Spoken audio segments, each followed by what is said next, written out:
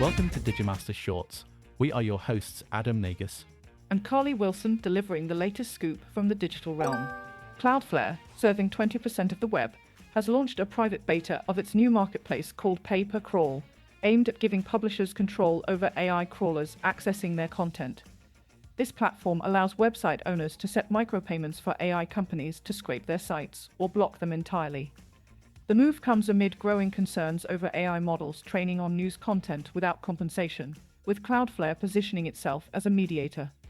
New Cloudflare websites will now block AI crawlers by default, requiring explicit permission for access. Major publishers like Condé Nast, Time, and The Atlantic have joined to support this permission-based approach. Recent data reveals AI crawlers scrape websites far more aggressively than Google's crawler, often without generating equivalent referral traffic. Cloudflare envisions a future where AI agents can pay directly for content access, enabling new business models for publishers. Both publishers and AI companies must have Cloudflare accounts to participate, with Cloudflare handling payments and distribution. While cryptocurrency is not currently used in transactions, Cloudflare is exploring stablecoin options to streamline payments. This initiative signals a potential shift in how digital content is monetized in the AI era, but faces challenges in broad adoption and industry cooperation. New research from the Kairos Fellowship reveals that Google's carbon emissions increased by 65% between 2019 and 2024, higher than the 51% the company reported.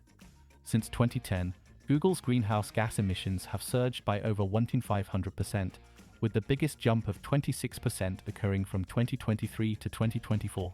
The discrepancy arises from Google's use of market-based metrics that account for renewable energy purchases, while Kairos uses location-based data reflecting actual grid emissions. Google's data center energy use alone has increased by 820% since 2010, expected to rise further with AI expansion.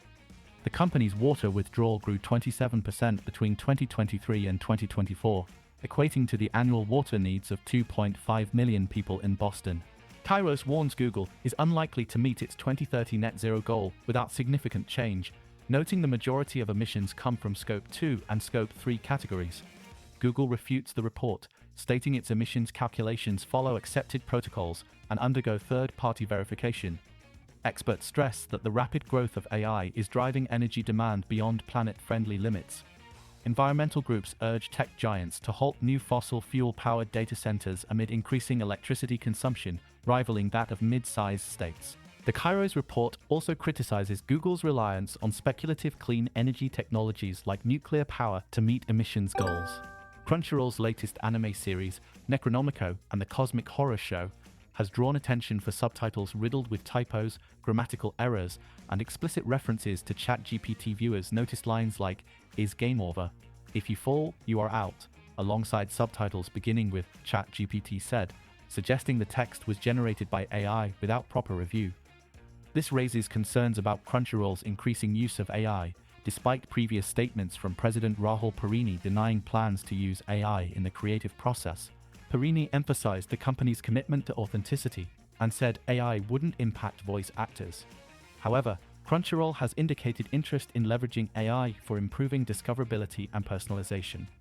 The company has not responded to inquiries about the subtitle errors or its quality control measures. This incident underscores the vital role of human translators and localization teams in preserving quality and accuracy. It also highlights risks associated with the entertainment industry's rapid adoption of generative AI. While AI might help speed up subtitle production for quick streaming releases, such poorly written subtitles harm the viewing experience. Ultimately, this situation challenges notions of authenticity and quality in anime localization. Scientists have developed AI-engineered paint that can cool buildings by 5 to 20 degrees Celsius under midday sun, potentially reducing urban heat and cutting air conditioning costs. The research, conducted by teams in the US, China, Singapore, and Sweden, used machine learning to design coatings that better reflect sunlight and emit heat.